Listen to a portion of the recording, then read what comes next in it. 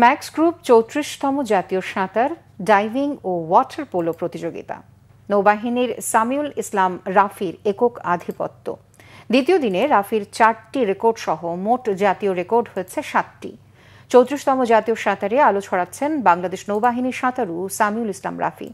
মিরপুরের জাতীয় সুইমিং কমপ্লেক্সে প্রতিযোগিতার দ্বিতীয় দিনে ৪টি নতুন জাতীয় রেকর্ড গড়েছেন রাফি।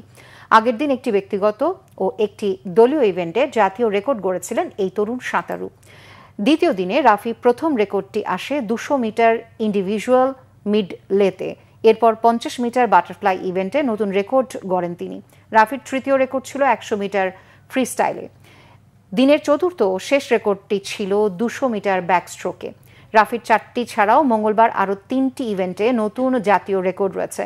সেনাবাহিনীর রোমানা আক্তার একাই ২টি রেকর্ড করেছেন, ২০০ মিটার ইন্ডিভিজুয়াল মিডলেতে ও ২০০ মিটার ব্রেস্ট স্ট্রোকে। এছাড়া ২০০ মিটার ব্যাকস্ট্রোকে নৌবাহিনীর জুথি আক্তার নতুন জাতীয় রেকর্ড করেছেন।